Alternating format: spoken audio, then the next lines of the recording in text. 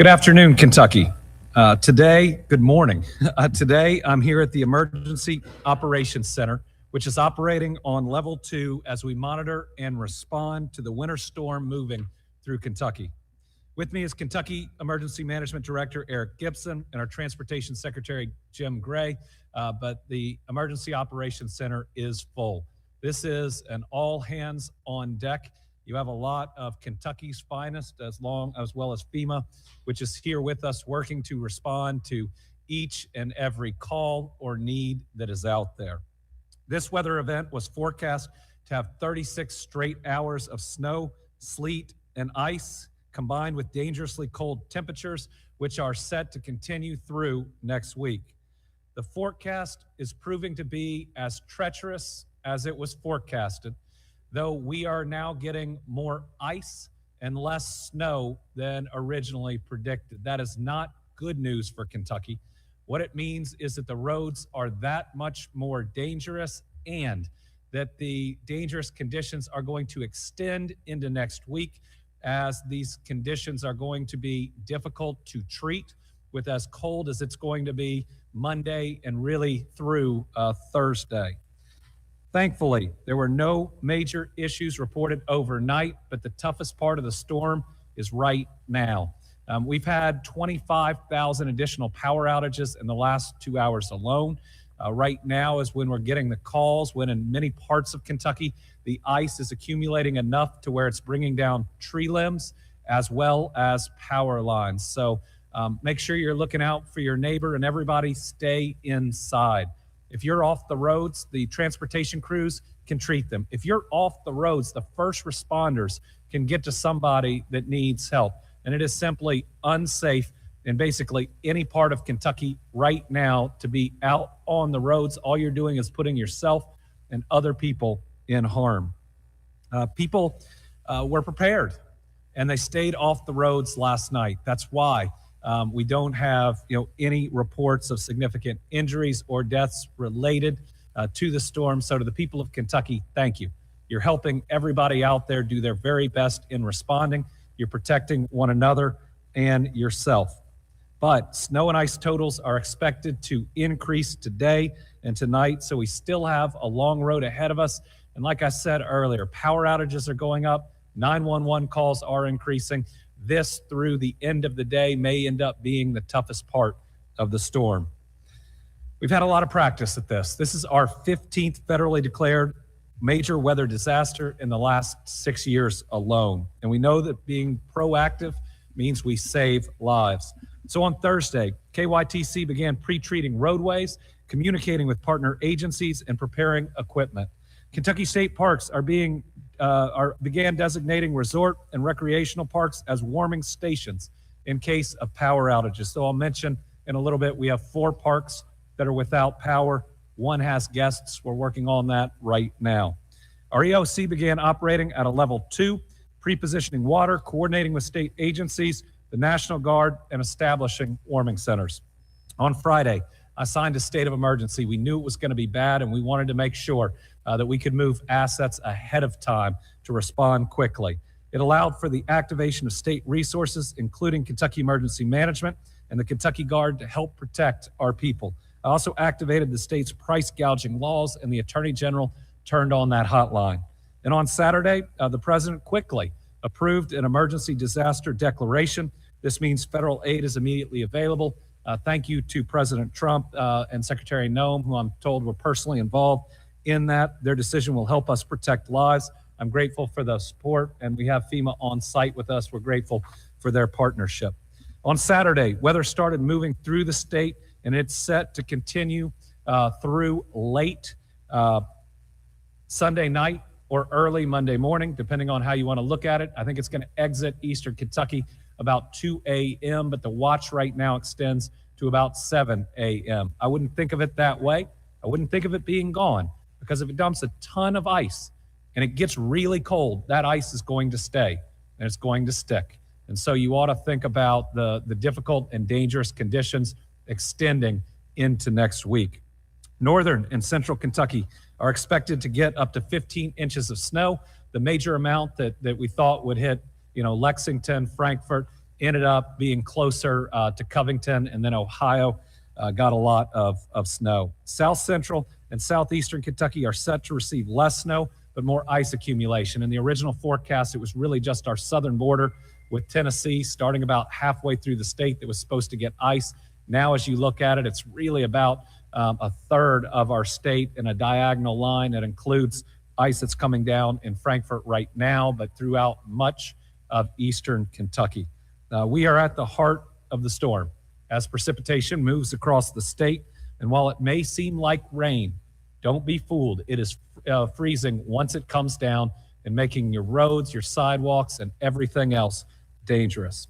The system's expected to leave the eastern side of the state around 2 a.m., but dangerous cold temperatures are going to go through at least Thursday of next week, if not into longer. So our major two concerns, the major two ways we're worried about losing people are you get out on the roadways because it is dangerous, and or loss of power and how cold things are going to be. I want to add a third, and I'll mention it later. Shoveling. It's going to be really heavy with the ice, and we lost a number of people to heart attacks with the ice sandwich last January. We don't want that to happen.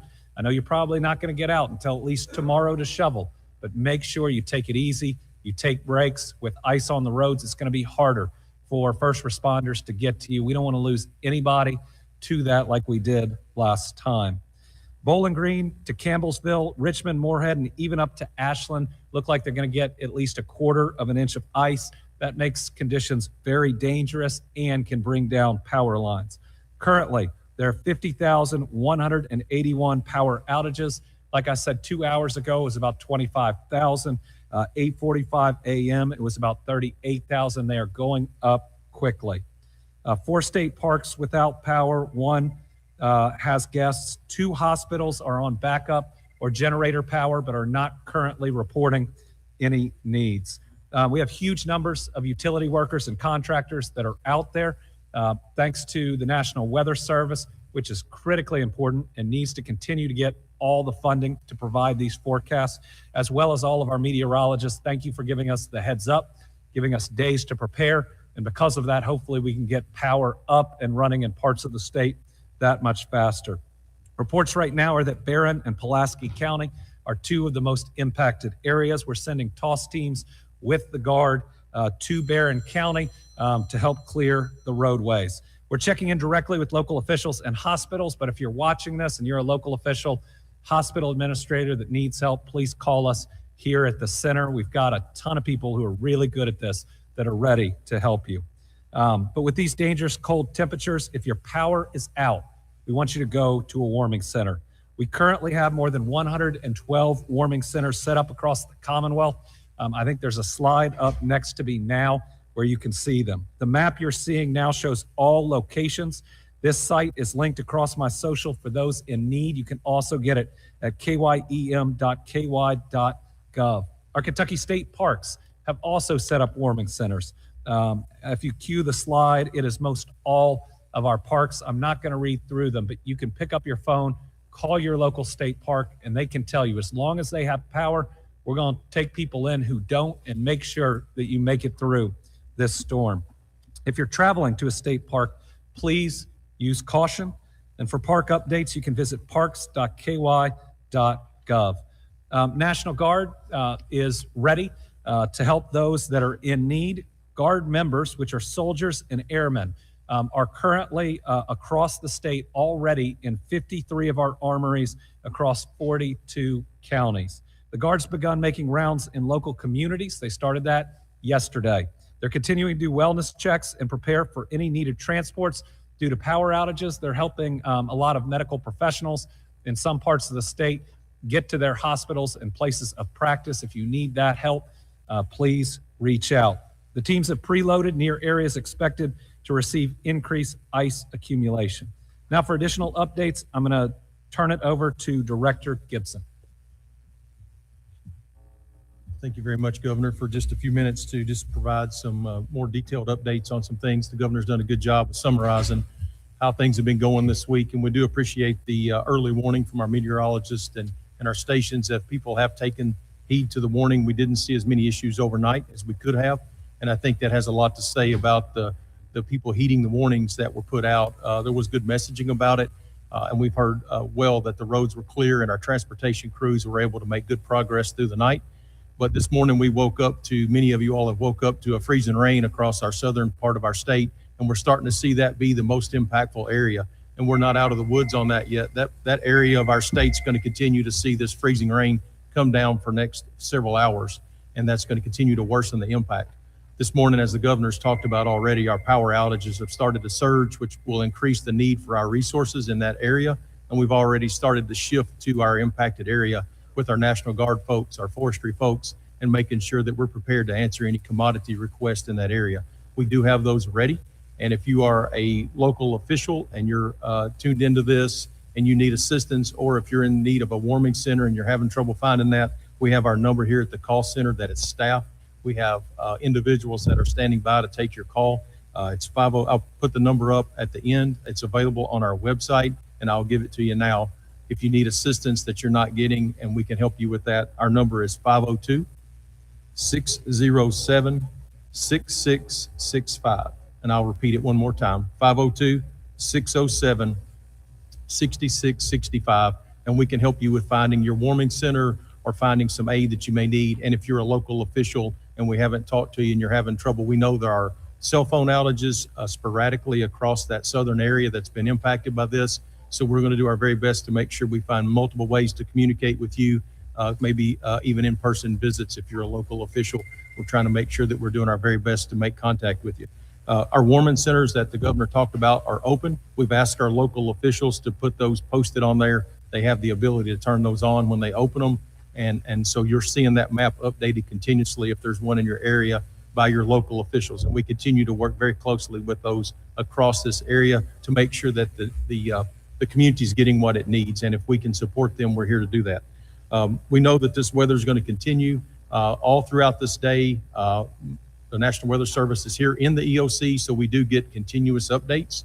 And I just spoke with them before this began, and definitely expect a full day of this, precipitation of some form, whether it be rain, freezing rain, turning into snow and ice and sleet. So we're going to see a mixed bag for the rest of the day, and you all are watching the news and you're catching that as well. But we're watching that here. We just say that so that you know that we're keeping up with things that are going on for our situational awareness, and we remain prepared to meet the needs of the Commonwealth. We took the week of advance notice on this storm to prepare by moving commodities into your communities. And we have more commodities such as drinking water if you have water outages later on after this event unfolds, and generators at hand to a limited number, but definitely have generators available to help communities survive this incident.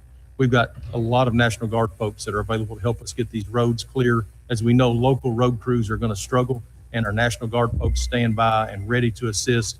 They're as heavily staffed as they could possibly be. We know that area between that Pulaski County over to Barron County are heavily impacted.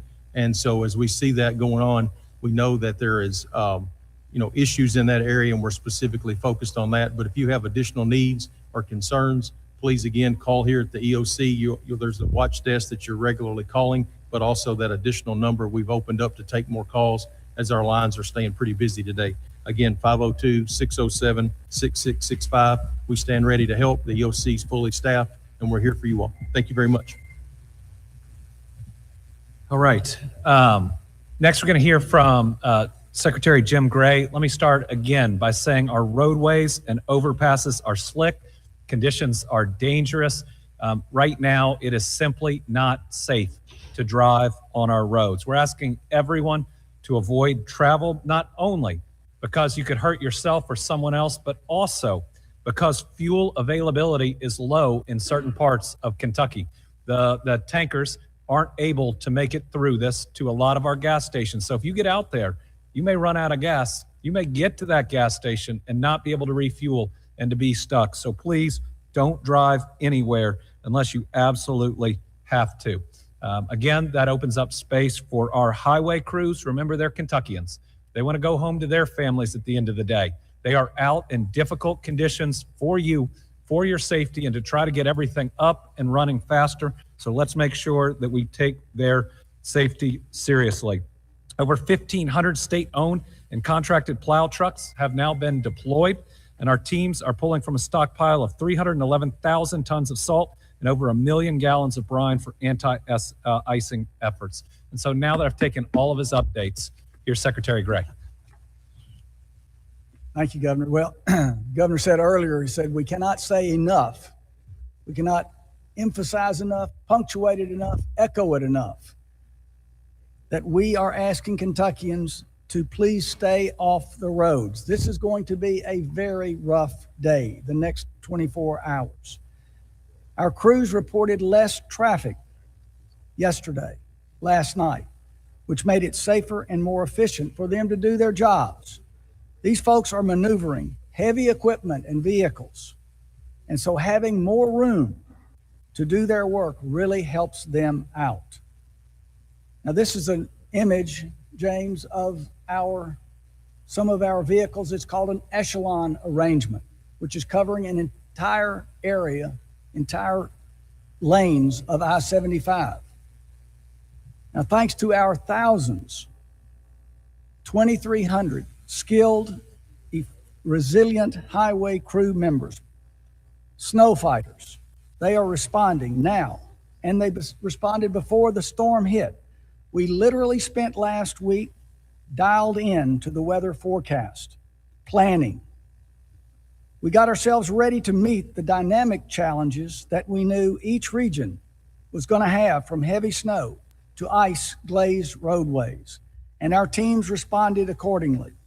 I've been checking, in fact, this morning with our chief district engineers in our districts around the state. They have all reported that our forces are ready for anything that is thrown at them. The governor said it last night. We are in full force statewide. Every county is actuated, treating and plowing roads of snow from morning to throughout the night. 12-hour shifts since the snow started, and no letting up. Overnight, freezing rain entered the equation for most of the state except northern Kentucky. I don't have to tell you that ice presents serious threats that can make travel nearly impossible and literally not just dangerous, but treacherous. We've had to adapt from responding to snow on the roads to addressing ice and the unique challenges that it presents. And this is a photo in Barron County showing the snow last night and the ice this morning. These frigid temperatures challenge the effectiveness of our anti-icing materials and increase the risk of refreezing on wet pavement. That's the risk for tonight, the refreezing risk on wet pavement, making roadways extremely, extremely slick. Can plow snow, yes, but it is not easy at all to scrape ice off of roadways. Again, all good reasons to avoid travel. All good reasons to avoid travel. Ice is also starting to weigh down trees and power lines. The governor's already talked about this as well. This is causing reports of low-hanging limbs and downed trees in places like Bowling Green and Glasgow and southern and eastern Kentucky, Pulaski. While the most serious threat during power outages is to human life in this cold weather, we expect to get reports of more dark traffic signals and blocked roadways due to downed power lines. In areas where downed trees are tangled in power lines, our crews must coordinate with utility partners who must address the lines before debris can be cleared and roads reopened. We are partnering with trained National Guard and Division of Forestry staff who are on tap to help us in certain areas cut and move trees as our crews so they can focus on treating and plowing roads. So this is a partnership that is running across crossing agencies. Our priority is to continue to ensure that our interstates, parkways, and major highways remain passable, to ensure access for critical emergency services. This is what the governor already talked about as well, to ensure critical services. That's why we spent a lot of time leading up to this event to pre-treat our lower volume routes, which we will ramp up efforts to address once we can get past the crux of the storm. As of 9:30 No current reported major road issues or closures this morning, 9:30 Eastern Time. Now, even our own outfitted plow trucks are encountering very challenging conditions. Like this morning, a contracted truck in Louisville hit a construction barrier and impacted a signal. This is just to demonstrate that this is a serious system, a serious storm, no matter what kind of vehicle you're in. Again, as the governor has pointed out, we are expecting to see more snow, sleet, and ice through early Monday morning, with impacts varying by region, but worsening travel conditions statewide. We're expecting to see temperatures at or below zero, brutal for the rest of the week, which is why I want to close with a few tips as well. Do not be out on roads unless absolutely critical and necessary. If you encounter a signal that is dark or flashing, treat that intersection as an all-way stop.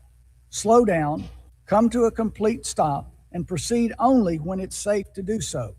Crews are working with utility partners and local agencies to restore service as quickly as they can. Stay weather alert. This cold is sticking around, and we expect travel to still be challenging tomorrow and the rest of the week. Do not call 911 for road conditions to ask about road conditions. Check out our website, snowky.ky.gov. That's snowky.ky.gov. And there you will find access to our Go KY traffic cams, roadway incidents, links to your local highway district social media accounts so you can track conditions in your area and get driver tips. Now, I want to in closing, want to thank our partners, our partner agencies, Kentucky Emergency Management, Director Gibson, the Kentucky State Police, the National Guard, the Forestry Service, the power companies, county and city road crews that we're working together with, wrecker services who have been dispatched in ahead of time in hot spots, and many more as they respond alongside our snow fighters to keep Kentuckians safe. I want to thank all of them. Now, I want to thank also in closing the public so much for your help and partnership. Please continue to bear with us as we work around the clock and know that it's going to take some time to see significant improvements.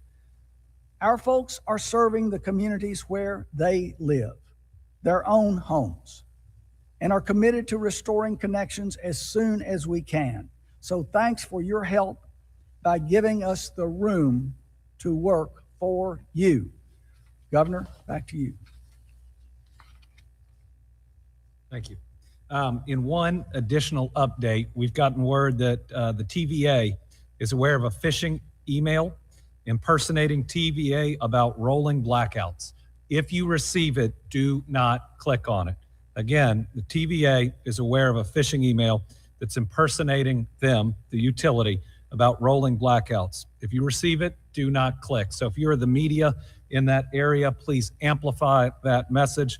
Those whose social media is read in that area, please amplify that message. We don't want people's personal information, email, or the rest being hacked or altered, so please do not click that. Okay, we got a long day and night ahead of us. We need everybody to take precautions, so I've got a few tips too. Do not travel unless it's an emergency.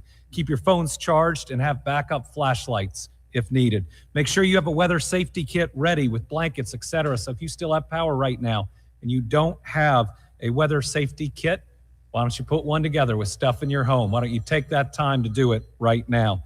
Know where your local warming center is in case of a power outage. Go online right now and make sure you see it. If the media in given areas will amplify where their warming centers are, that will be helpful. Keep your pets indoors. We want all of our pets to make it through it too. Do not go outside for extended periods of time. If you use a generator, have it at least 20 feet from your home. Thankfully, in the last few weather disasters, we haven't lost anyone to carbon monoxide poisoning, but that happened a lot in the past. We don't want to lose one person to that. You can't have your generator in your house, in your garage, close to your house. Make sure it is far enough away and has proper ventilation. And why don't you check on your neighbors? Why don't you call your family? I've got some family staying with me just to make sure they're safe throughout this whole thing. And finally, when you shovel, when you get out, which should not be today with everything, make sure you take breaks. Last year, we lost 6 people, 6 children of God, 6 people who have families that miss them in incidents related to shoveling. That was just during the January ice storm, I believe. 7 more people were lost due to falls, being outside, or hypothermia in 2024 and 2025. I want everybody to make it through this safely. I look around this EOC, and most people here helped us after an F4 tornado stayed on the ground 200 miles in Kentucky, have helped us through the worst flooding we've seen time and time and time again. We don't want to lose somebody to a snow and an ice storm that we know, with the right precautions, that you can make it through. We care about each and every one of you, so please take this seriously.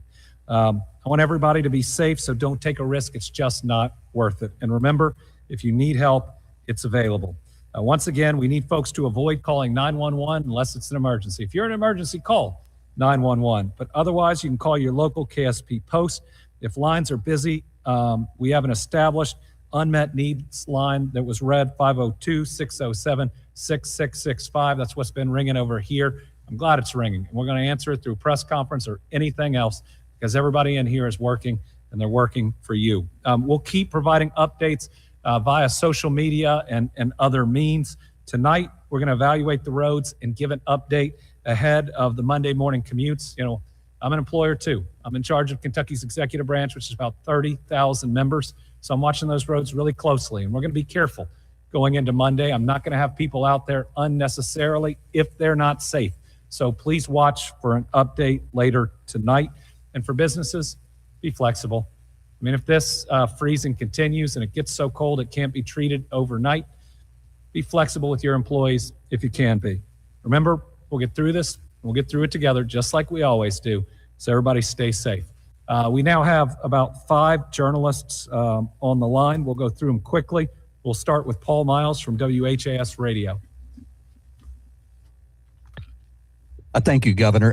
During storms like this, there is usually a mutual aid in which other states send their utility workers across the borders to help restore power. But because surrounding states are also dealing with this same snow and ice, is there any concern that because the mutual aid may not be available, that power restoration in Kentucky could be delayed or take longer?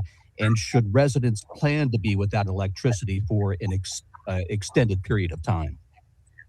I do not have that concern, because the National Weather Service, all the meteorologists out there, you all at WHAS and so many more gave us such advance notice that the utility companies brought in a ton of contractors, and they are ready to roll. We've talked with the ones that are been hit the most, and we're sending teams to help them get debris out of the roadway, to do the cut and tossing. So we'll be amplifying the needs of the utility workers with the National Guard, and our forestry group does a great job with that. They're out in all of these.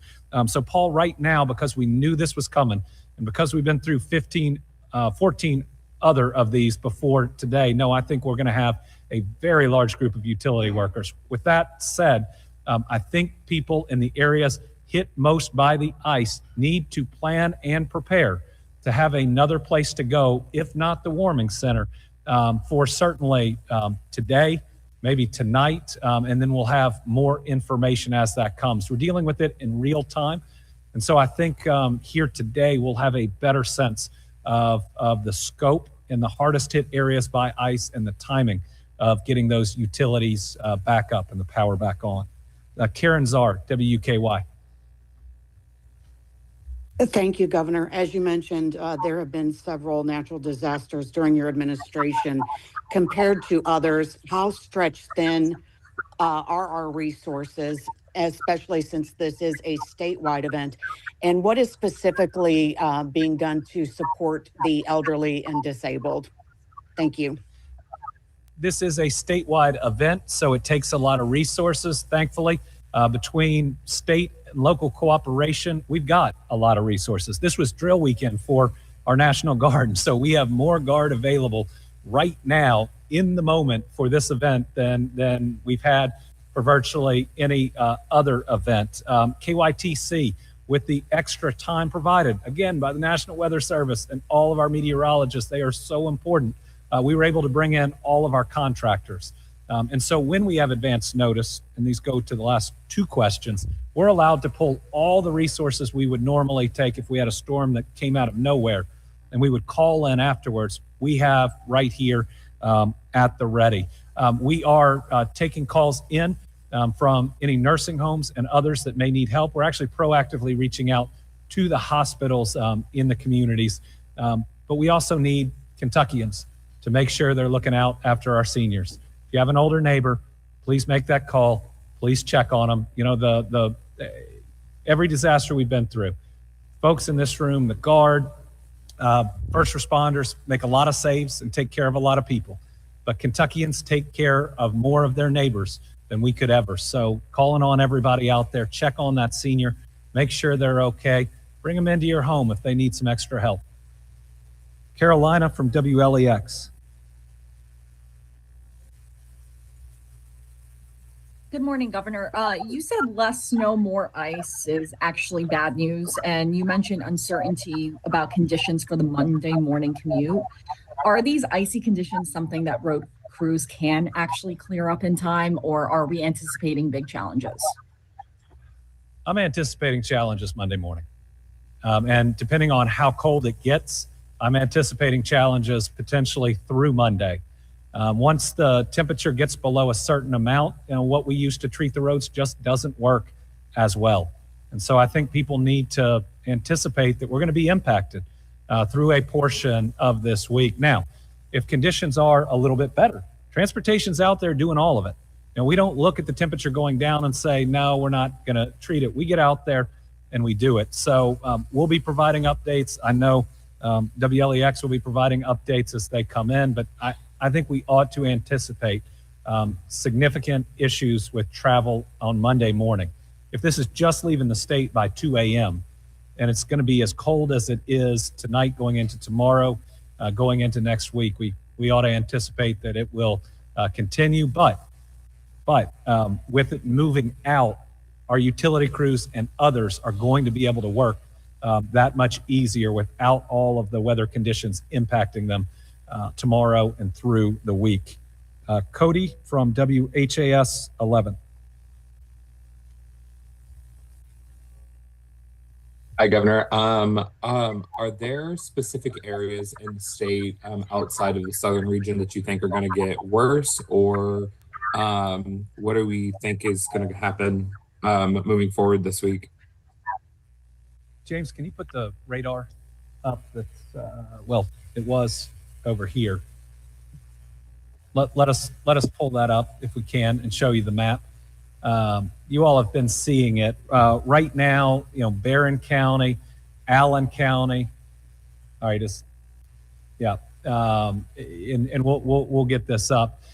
It's interesting when you see the radar right now. You've got green, red, orange, and blue.